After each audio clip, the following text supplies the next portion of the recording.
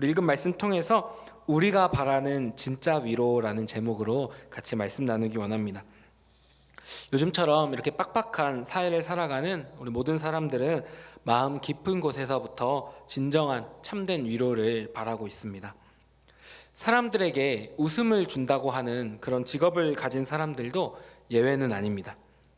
영국에 유명한 개그맨 카린이라는 사람이 있는데, 이 사람은 많은 사람에게 웃음을 선물하는 유명한 사람이었지만 정작 자기도 모르게 속으로는 심한 우울증을 겪고 있었습니다. 그래서 어느 날 도저히 이 마음을 견디지 못한 카린이가 정신과 의사를 찾아갔습니다. 카린의 이야기를 들은 의사의 처방은 이랬습니다. 선생님은 특별히 아픈 곳이 없지만 우울한 감정이 계속 쌓여서 시름시름 앓으시는 겁니다. 별다른 치료법은 없고 그저 유쾌하게 자주 웃으십시오. 그러자 카린이가 답답해서 다시 묻습니다. 아니 선생님, 그렇게 막연하게 말씀하지 마시고 어떻게 해야 되는지 구체적인 방법 좀 가르쳐 주십시오. 그러자 의사가 말합니다.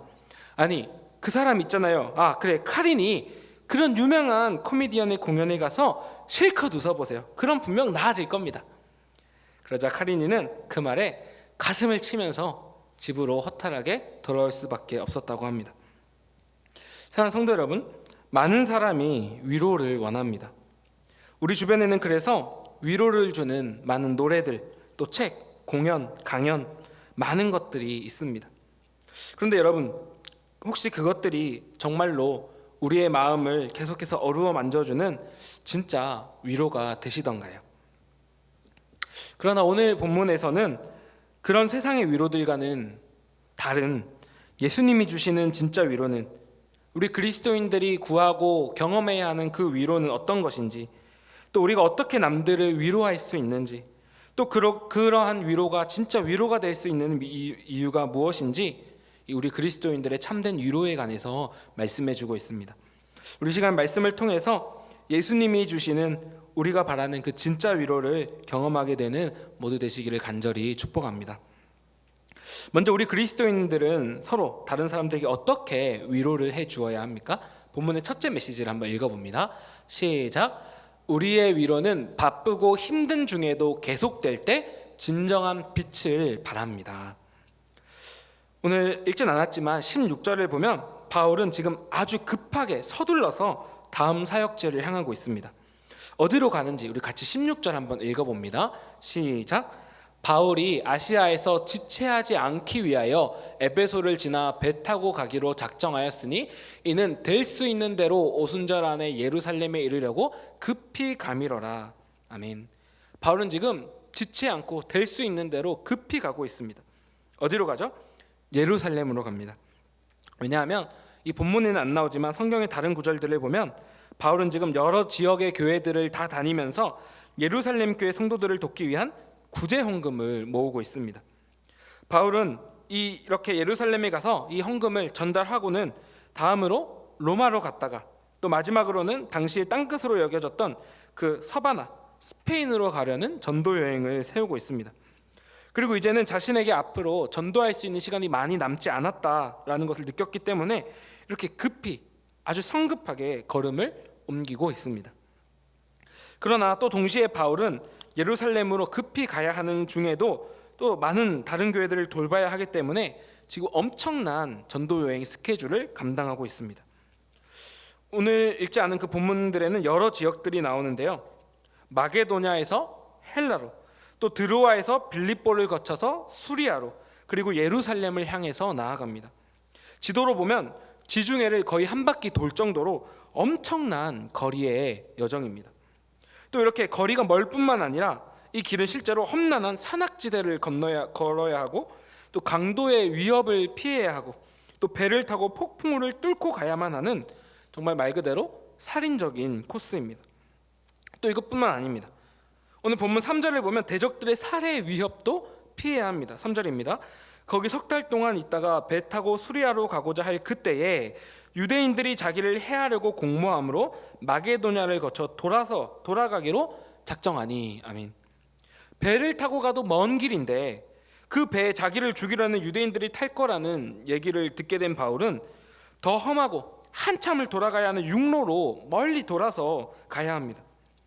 정말로 바쁘고 위험하고 살인적인 전도 여행 코스라고 할 수 있습니다. 근데 사랑하는 성도 여러분, 저는 이러한 바울의 전도 여행 코스를 생각하면서 이어지는 두 구절을 읽었는데요, 굉장히 충격적이었습니다. 이런 놀라운 일정을 소화하면서 바울은 더 놀랍게도 무엇을 하고 있습니까? 1절과 2절인데 우리 한번 같이 읽어봅니다. 시작. 소요가 그침에 바울은 제자들을 불러 권한 후에 작별하고 떠나 마게도냐로 가니라. 그 지방으로 다녀가며 여러 말로 제자들에게 권하고 헬라에 이르러. 아멘. 여기서 반복되면서 강조되는 말이 있죠. 뭡니까? 권하다라는 말이 두 번 사용되고 있습니다.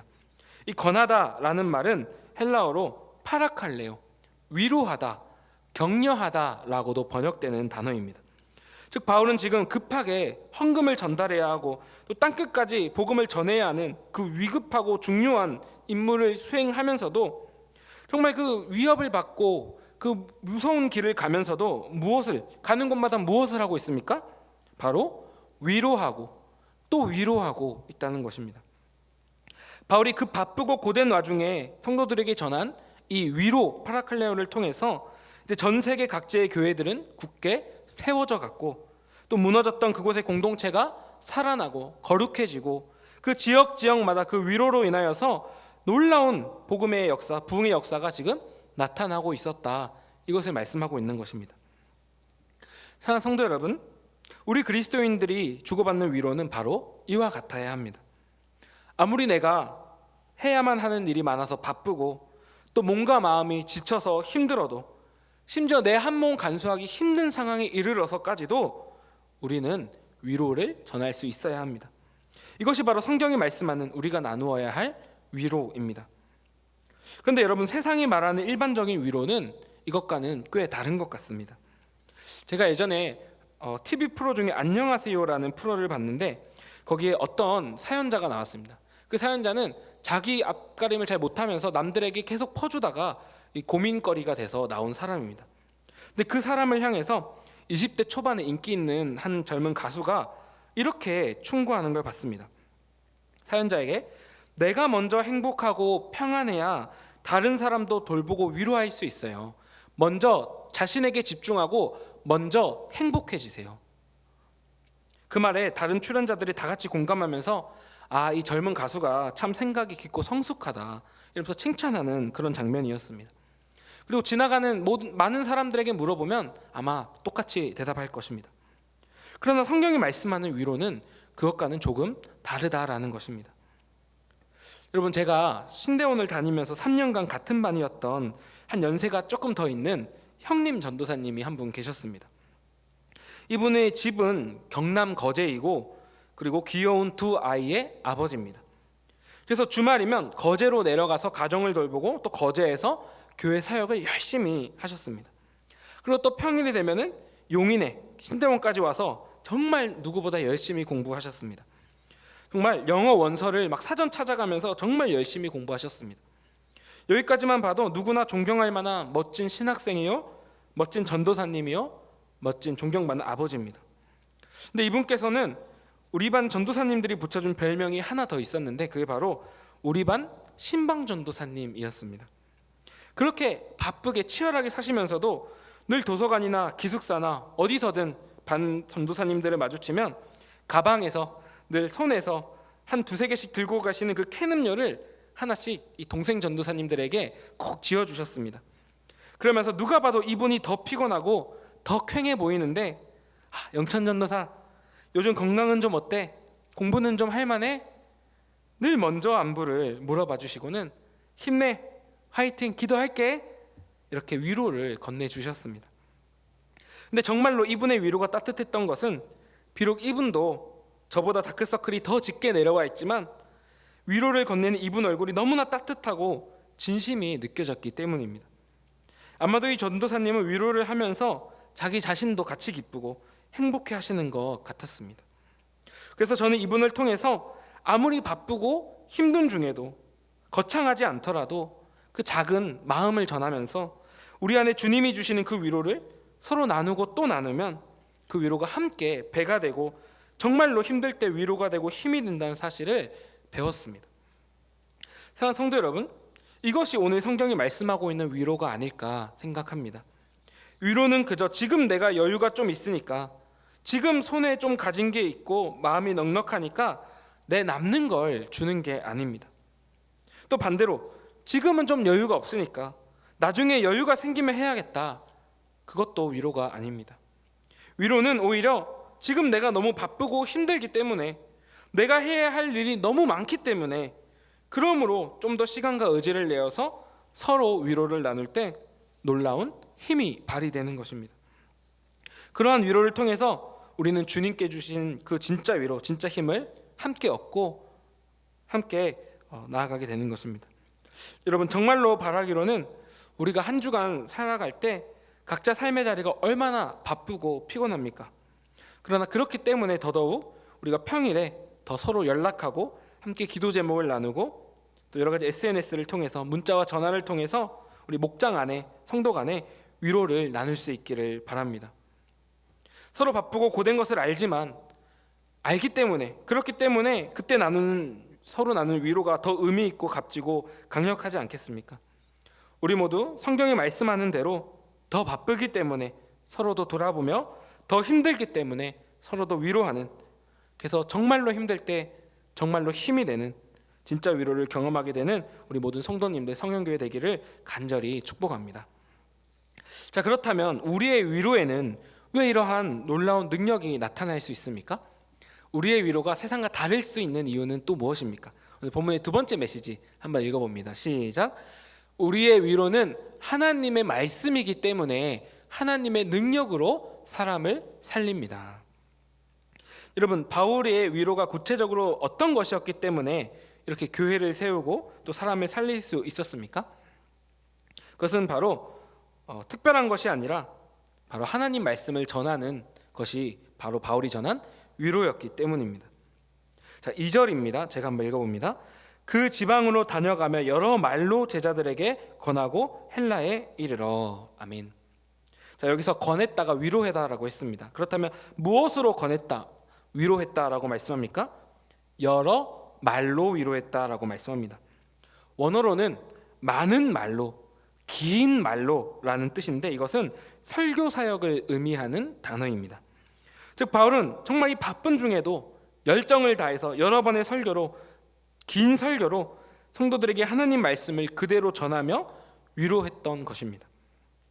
또 7절과 8절에도 바울의 위로가 다름 아닌 이 설교 사역, 하나님 말씀 사역이었다는 게 나옵니다. 7절 8절 우리 같이 한번 읽어봅니다. 시작. 그 주간의 첫날에 우리가 떡을 떼려 하여 모였더니 바울이 이튿날 떠나고자 하여 그들에게 강론할세 말을 밤중까지 계속하며 우리가 모인 윗다락에 등불을 많이 켰는데. 아멘. 이 그 주간의 첫날은 바로 우리가 말하는 주일입니다. 드로아 지역 성도들이 주일에 바울의 설교를 듣기 위해 한 성도의 집에 다 모였습니다. 특별히 8절은 윗다락에 등불이 많이 있었다라고 말씀하는데, 이것은 주일 예배가 저녁에 있었다라는 것을 알려줍니다. 즉 성도들이 각자 등불이나 횃불을 가지고 어두운 밤길을 헤치고 걸어서 모였다라는 걸 알려주는 겁니다. 그런데 여러분, 왜 우리처럼 주일 1, 2부 예배처럼 오전이 아니라 왜 주일 저녁에 예배를 드렸을까요? 그 이유는 대부분의 성도들이 다 가난한 노동자거나 노예였기 때문에 주일 아침부터 오후 저녁까지 고된 일을 하다가 주일 밤이 돼서 완전히 캄캄해진 다음에야 겨우겨우 등불을 켜고 모일 수 있었기 때문입니다. 즉 하루 종일 고된 노동에 지쳐서 부서질 것 같고 녹초가 된 그 피곤한 몸을 이끌고, 그럼에도 하나님 말씀에 대한 뜨거운 기대감과 사모함을 가지고 등불로 그 밤을 비추며 간절한 마음으로 모여 다 같이 눈을 반짝이며 말씀을 듣고 있었다라는 것입니다. 여러분, 드로아의 성도들이 이렇게 하나님의 말씀을 듣기 위한 뜨거운 열정이 있었고요, 또 설교자 바울 역시 불타는 열정으로 말씀을 전했습니다. 그래서 7절은 뭐라고 말씀합니까? 바울은 이제 이틀날, 다음 날이 되면 또 다른 멀리 사역지로 떠나야 했지만, 그래서 긴 여행을 위해 체력을 그 밤에 아껴야 했지만 오히려 내일 떠나기 때문에 어떻게 합니까? 바울이 이틀날 떠나고자 하여 그들에게 강론할세 말을 밤중까지 계속하며. 아멘. 내일 떠나야 하기 때문에 쉬는 게 아니라 떠나기 직전에 조금이라도 하나님 말씀을 더 전하려고 늦은 밤까지 열정적으로 설교를 했다라는 것입니다. 그래서 심지어 11절을 보면 하나님 말씀을 향한 성도들과 바울의 열정으로 인해서 이날 예배는 결국 다음 날 월요일 아침까지 계속됐다라고 말씀합니다. 여러분, 바울은 이 주일 저녁에 밤을 새면서 어떤 하나님 말씀을 전했을까요? 아마 우리가 바울 서신들을 볼 때 성도들에게 이런 말씀을 전하지 않았겠습니까? 사랑하는 성도 여러분, 인내는 연단을 소망을 이루는 줄 압니다.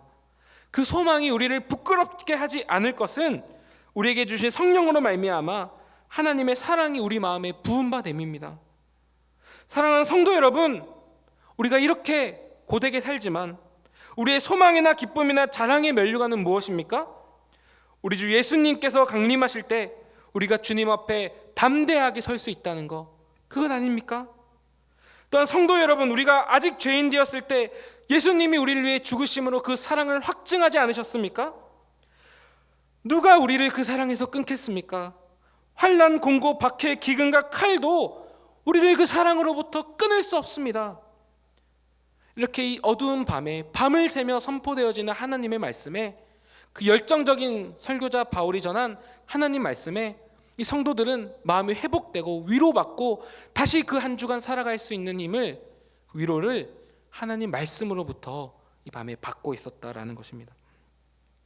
사랑하는 성도 여러분, 이것이 바로 우리가 늘 받아야 할, 우리를 반드시 살리는 하나님의 말씀이라는 우리가 가진 최고의 위로입니다. 때로는 이 하나님 말씀 성경이 말이 좀 어려워도, 또 요즘 시대에 넘쳐나는 아름다운 영상미나 감성적인 멜로디나 우리가 좋아하는 그런 유머는 좀 없을지라도 하나님의 말씀만이 영혼을 살리는 진짜 위로인 이유는 이것이 바로 반드시 이루어지는 신실하신 하나님의 약속이기 때문입니다. 이 성경이 약속이기 때문에 우리의 위로라는 것입니다. 여러분, 제가 우리 성현교회에서 선포되어지는 그 하나님 말씀에 늘 위로를 받지만, 저는 오늘 설교를 준비하면서 전에 김재성 목사님을 통해서 들었던 그 날마다 채우시는 은혜라는 설교를 듣고 받았던 은혜가 생각이 났습니다. 우리가 들었던 그 말씀이 이제 출애굽기 만나에 대한 내용이었는데요. 여러분, 광야에서 만나를 주셨던 그 사건의 메시지가 뭡니까? 정말 심플한 메시지 아닙니까? 하나님께서 매일매일 딱 하루 먹을 만큼 만나를 반드시 주실 것이니 그것을 의지하며 살아라. 다른 것이 아니라 하나님이 매일 채워주실 그 은혜를 가지고 살아라. 아주 간단하고 단순한 메시지 아닙니까? 하나님이 반드시 필요를 채워주십니다. 하나님 붙들고 사십시오. 너무 단순한 메시지입니다. 근데 여러분, 이 간단한 메시지가 그 세상에 수많은 넘쳐나는 다른 메시지들과 다를 수 있는 하나의 이유는 무엇입니까? 그것이 바로 헛된 희망이 아니라 반드시 약속을 이루시는 하나님이 주신 약속이라는 것입니다. 그 믿을 수 있는 하나님 말씀이기 때문에 하나님이 매일매일 필요를 채워주실 겁니다. 그것을 믿고 사십시오. 이 한마디의 이 메시지가 너무나 제 무너져가던 삶을 세워주는 위로의 약속이 되었던 것입니다. 그러므로 우리가 매주 이 자리에서 선포되어지는 하나님 말씀, 그 약속을 들을 때 우리의 영혼이 살아나고 무너진 우리의 마음이 회복되고, 또 걱정 근심으로 세상에 살던 내 삶의 태도가 그 말씀 때문에 담대함과 평안함으로 우리가 매주 변화받는 것 아닙니까? 사랑하는 성도 여러분, 우리의 위로는 다름 아닌 하나님의 말씀입니다. 반드시 이루어질 약속의 말씀이기 때문에 하나님 말씀이 우리 진짜 위로입니다. 우리도 이 진짜 위로를 경험하길 원합니다. 이제 우리도 그날 밤 주일에 모였던 드로아의 성도들처럼 그렇게 말씀을 들을 수 있기 바랍니다. 하나님 말씀을 향한 그 간절함과 사모하는 마음을 회복함으로 우리가 이 자리에 앉을 수 있기 원합니다. 여러분, 우리도 드로아의 성도들처럼 한 주간 얼마나 바쁩니까? 정말 바쁜 일에, 업무에, 육아에, 또 부족한 잠에 얼마나 피곤하게 세상에서 이리저리 치인 몸을 이끌고 우리가 이 은혜의 자리로 나옵니까? 그러나 우리도 말씀을 향한 사모함으로 그 드로아의 성도들처럼 반짝이는 눈을 회복할 수 있기를 원합니다. 물론 때로는 졸리겠지만 잠을 이겨내면서 노력하고, 또 정신을 차리고 말씀에 집중하며, 또 때로는 우리가 졸음을 쫓으며 필기도 하면서 말씀을 들으며 내 성경에 밑줄도 치면서 우리 마음판에 하나님 말씀을, 그 위로를 새길 수 있기를 우리가 소망합니다. 그리고 한 주간 살면서 우리가 들었던 그 성경 말씀을 다시 펴서 읽고, 내가 이번 주일에 받은 은혜가, 주님이 내게 주셨던 위로가 뭐였지? 내가 그 기록했던, 내가 밑줄 그었던 그 말씀을 보면서 그 위로의 말씀을 떠올리면서 복습하면서, 그래서 우리가 한 주간 그 위로를 붙잡고 다시 살아갈 수 있기를 바랍니다. 무엇보다 한 주간 그 말씀을 품고 또 기도하면서 더 깊은 하나님과의 교제로, 그 위로로 나아가며 우리가 한 주간을 또 승리할 수 있기를 원합니다. 반드시 들었던 그 말씀을 우리가 한 주간 떠올릴 때에 내 영혼을 살리는 하나님의 강력한 위로가 내 한 주간 삶 가운데 임할 줄 믿습니다. 우리 모두 정말 우리의 위로되는 그 말씀을 통해서 한 주간 위로를 얻고 또 승리하며 살아가는 모든 성도들 되시기를 간절히 축복합니다. 그럼 마지막으로, 우리는 그 위로를 일상의 치열한 삶 속에서 또한 어떻게 경험할 수 있습니까? 우리 본문의 마지막 메시지 한번 읽어봅니다. 시작. 우리의 위로는 우리를 둘러싼 상황이 아니라 우리 안에 예수님을 바라볼 때 경험하게 됩니다. 자, 이제 우리는 마지막으로 성경의 한 유명한 이야기를 살펴볼 것입니다. 여러분, 혹시 이 교회 안에서 우스갯소리로 너 예배 시간에 그렇게 졸다가 유집사님처럼 험한 꼴 당할 수 있다? 이런 농담 혹시 들어보셨습니까? 이런 우스갯소리가 나온 것은 바로 오늘 본문에 나오는 그 유집사님이라고 불렸던 이 유두고라는 성도가 겪은 일 때문입니다. 유두고는 이날 바울의 설교가 밤까지 계속 길어지자 그만 졸다가 3층 창문에서 밖으로 떨어져서 죽고 맙니다. 다행히 바울의 기도로 살아나지만 일종의 불명예 같은 이 유집사님이라는 이름으로 남아서 교회 조크가 되고 말았습니다. 그런데 여러분, 사실 유두고 이야기는 그저 그런 싱거운 이야기가 아닙니다. 졸지 말아라 하고 농담으로 삼는 그 정도 이야기가 결코 아닙니다. 우리 함께 유두고가 겪었던 이 성경 속의 진짜 위로를 같이 한번 찾아가 보도록 하겠습니다. 자, 우리 얘기한 것처럼 유두고가 졸다가 죽은 부족한 사람이라 생각하기 쉽지만 사실 유두고 역시 이 말씀을 향한 뜨거운 열정으로 모였던 드로아의 성도 중 한 명입니다. 8절 9절 제가 다시 읽겠습니다. 우리가 모인 윗다락에 등불을 많이 켰는데 유두고라 하는 청년이 창에 걸터 앉아 있다가 깊이 졸더니 바울이 강론하기를 더 오래 하매 졸음을 이기지 못하여 3층에서 떨어지거늘 일으켜 보니 죽었는지라. 아멘. 자, 이 말씀에 나온 유두고가 이 떨어졌던 밤의 상황을 그려봅시다. 먼저 유두고가 앉아 있는 윗다락엔 성도들이 가져온 많은 등불과 횃불이 켜져 있었습니다. 이 등불의 따뜻한 온기가 퍼지고 또 타는 불에 어느 정도 산소도 좀 부족했을 것 같습니다. 이런 상황에 앉아있는 유두고는 어떤 사람일까요? 9절은 유두고를 청년이라고 부르고 있는데 사실 이 청년이라고 번역된 헬라어 단어는 청년도 되지만 그보다 한 중학생 정도 되는 소년을 의미합니다. 즉 어린 소년 유두고는 아직 어린 나이에도 고된 노동을 해야 했지만 그럼에도 마음에 하나님의 말씀을 향한 뜨거운 열정이 있었기 때문에 그 지친 몸을 이끌고 밤에 예배의 자리로 나온 것입니다. 말씀을 정말 열심히 듣고 있었지만 이 횃불의 따뜻한 온기에 또 피곤함에 그 육체의 그 고된에 점점 눈이 감겼고 결국 졸음을 이기지 못하고 3층 창문에서 떨어져 죽고 만 것입니다. 말씀을 듣던 성도들은 유두고가 떨어진 것에 너무 놀라서 누군가는 비명을 질렀을 것이고 또 어떤 사람들은 급히 나가서 이 어린 유두고를 봤지만 이 너무나 안타깝게도 이 어린 소녀는 이미 숨을 거둔 뒤였습니다. 사랑하는 성도 여러분, 우리가 이렇게 유두고의 상황을 조금만 더 진지하게 바라보면 결코 우리가 농담으로 언급할 만한 그런 시시한 이야기가 아닙니다. 조금만 더 진지하게 들여다보면 이 장면은 정말 그 누구도 아무 말도 나오지 않는 정말 엄청난 비극입니다. 여러분, 어린 소년이 말씀을 향한 사모함으로 지친 몸을 이끌고 나왔는데 결국 일이 이렇게 돼버렸습니다. 유두고를 사랑했던 모든 성도들은 이 어린 소년의 죽음에 헤어나올 수 없는 충격과 슬픔에 빠집니다. 또 내일 아침이 되면 이 소문이 교회 밖으로 퍼지면서 교회를 향한 조롱과 핍박은 더더욱 심해질 것이 뻔합니다. 지금 눈앞에 벌어진 상황은 절망 그 자체입니다. 모두가 예배 시간에 바울이 전한 하나님 말씀으로 은혜를 받다가 결국 이렇게 되고 말았습니다. 그러나 여러분, 이제 바울이 보여주기 시작하는 모습은 이러한 모든 절망적인 상황에도 불구하고 그리스도인의 참된 위로가 무엇인지를 우리에게 선명하게 보여주기 시작합니다. 이 절망에 대한 바울의 대처입니다. 우리 10절 한번 읽어봅니다. 시작. 바울이 내려가서 그 위에 엎드려 그 몸을 안고 말하되 떠들지 말라, 생명이 그에게 있다 하고. 아멘. 10절의 바울의 행동은 4개의 동사로 그려집니다. 내려가서, 엎드려 앉고, 떠들지 말라 말하는 것입니다.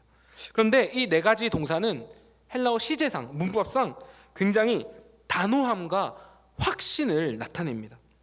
바울은 이 비극적인 사건에 조금도 놀란다거나 당황한다거나 불안하고 흔들리는 모습을 보여주는 게 아니라 마치 어떤 확신에 차서 지금 내가 뭘 해야 하는지 정확히 안다는 듯이 망설임 없이 움직이고 있습니다. 그렇게 바울은 조용히 담대히 내려가서 유두고의 몸 위에 자기의 몸을 엎드려 겹치고 그를 안은 후에 사람들에게 말합니다. 여러분, 불안해하지 마시고 웅성거리지 마십시오. 유두고의 안에는 여전히 생명이 있습니다. 선포합니다. 여러분, 이것이 무슨 의미일까요? 먼저 바울이 보여준 이 행동, 이 앉는 것은 이미 신구약 성경 곳곳에서 하나님께서 죽은 사람들을 살리신 그 기적들에 똑같이 나왔던 장면들입니다. 구약의 선지자 엘리야와 엘리사가 똑같이 이 몸을 겹쳐 앉는 방법으로 죽었던 사르밧 가부와 수넴 여인의 아들을 살린 적이 있습니다. 또 신약의 예수님께서도 나인성 가부의 아들과 야이로의 딸과 나사로를 살리실 때 같은 말을 하셨습니다. 놀라지 말라, 죽은 게 아니다, 이 안에 생명이 있다, 자는 것뿐이다, 이렇게 말씀하셨습니다. 또 마찬가지로 사도행전의 베드로도 똑같이 위에 엎드려 겹쳐 기도하면서 죽은 도르가를 살렸었습니다. 즉 모두 다 죽은 자를 살리신 하나님의 능력이 이 성경에 기록된 사건들, 성경에 기록된 그대로 바울이 똑같이 하고 있다라는 것입니다. 그리고 이제 그 뒤를 이어서 바울이 그 성경 속에 기록되었던 죽은 자들을 살리시는 하나님의 능력을 드로아의 성도들 앞에 똑같이 보여주고 있다는 것입니다. 즉 바울이 보여주고 있는 행동에는 이러한 메시지가 담겨 있습니다. 사랑하는 성도 여러분, 죽은 자를 살리신 그 성경에 기록된 그 전능하신 하나님은 여전히 지금도 살아서 우리 앞에 역사하실 수 있습니다. 성경에 기록된 대로 하나님은 이 아이를 살리실 것입니다. 전능하신 하나님의 아들 예수 그리스도의 생명이 이 어린 소년의 안에 여전히 있습니다. 그러자 유도거가 살아납니다. 그리고 12절에 이 일의 마지막을 이렇게 기록합니다. 사람들이 살아난 청년을 데리고 가서 적지 않게 위로를 받았더라. 아멘. 성경에서 글로만 읽었던 그 죽은 자를 살리시는 하나님의 능력이 이 성도들 앞에 눈앞에 그대로 펼쳐서 일어나고, 또 그 소년 안에 있는 예수님의 생명을 향하여 시선을 돌리자 지금 교회에 일어난 이 비극적인 상황이 아니라 여전히 있는 이 소년 안에 예수님의 생명을 바라보자 진정한 위로, 진정한 파라클레오가 이 성도들에게 임하고 있다라는 것입니다. 그것도 적지 않게, 직역하자면 평범하지 않고 아주 크게 주님의 위로가 그들에게 임하고 있는 것입니다. 그렇게 다음날 바울은 떠나고 이 위로 위에 드로아의 성도들이 굳게 서서 하나님의 교회를 계속해서 세워가는 것입니다. 사랑하는 성도 여러분, 계속해서 길어지고 있는 코로나의 상황에 우리는 마치 죽은 유도거와 같은 둘러싼 절망과도 같은 상황을 바라보고 있습니다. 우리의 자녀들, 다음 세대에게 더 이상 하나님의 생명이, 부흥의 불이 다 꺼져버린 것 같아 보이는 때가 있습니다. 아니 그 전에 먼저 우리 안에 하나님의 생명이, 성령의 역사가, 복음을 향해 불타던 그 열정이 때로는 꺼져버린 것만 같은, 늘 반복되는 똑같은 예배의 자리, 삶의 고단함, 육체의 피로감, 그 가운데 마치 영 죽은 것 같은 나의 모습, 마치 유도고와 같은 우리 자신을 돌아볼 때가 있습니다. 그러나 여러분, 오늘 성경은 우리에게 이렇게 선포합니다. 너희가 이 자리에서 보고 듣는 그 성경 속 하나님의 역사가 여전히 너희 앞에 나타날 수 있다. 하나님은 죽은 자를 산자로 부르시고 없는 것을 있는 것으로 부르시는 전능하신 하나님이시니 하나님께서 여전히 너희 가운데 역사하신다. 이것을 바라보아라. 여전히 너희 자녀들, 너희 안에는 그리스도 예수의 생명이 있다.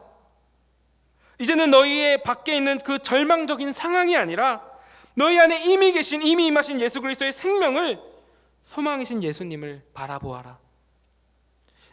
그때 바로 큰 위로가 다시 임할 것이다. 우리에게 오늘 본문 말씀이 선명하게 말씀하고 있습니다. 이것이 바로 우리 그리스도인들이 누려야 하는 예수 그리스도 위로인 것입니다. 사랑하는 성도 여러분, 진정한 소망은 우리의 밖에 있는 것이 아닙니다. 우리의 환경을 바라볼 때 보이는 것이 아니라, 우리 손에 물질이 있을 때 보이는 것이 아니라, 오직 우리 안에 계신 예수 그리스도, 우리 안에 주신 예수님의 생명을 바라볼 때 우리에게 소망이 있고 우리에게 위로가 있습니다. 우리 안에 계신 그분이 전능하신 하나님이시고 우리에게 생명을 주시는 진정한 위로이십니다. 우리 모두 지금 나의 부족하고 이 약한 상황을 보면서 계속해서 좌절하는 것이 아니라, 이제는 내 안에 계신 예수 그리스도의 생명을 바라봄으로써 우리가 다시 일어나 그 위로로 앞으로 나아가게 될 수 있기를 간절히 소망합니다. 여러분, 코로나19 상황 속에서 내가 죽은 것만 같고 내 환경이 절망적인 것만 같고 내 상황이 더 이상 나아지지 않는 것 같은 절망을 느끼십니까? 그러나 우리가 다시 한번 이 성경으로 돌아갑시다. 그곳에 위로가 있습니다. 그 성경 속에서 내 안에 계신 예수님을 발견합시다. 그분이 내 안에 여전히 살아 역사하십니다. 우리가 그분을 바라볼 때 우리 안에 예수님의 참된 위로가 임하고 우리의 삶이 다시 한번 생명으로 살아날 줄로 믿습니다. 그 주님의 위로를 경험하게 되시는 우리 모두 되시기를 주님의 이름으로 간절히 축복합니다. 기도합니다. 하나님, 참으로 감사합니다.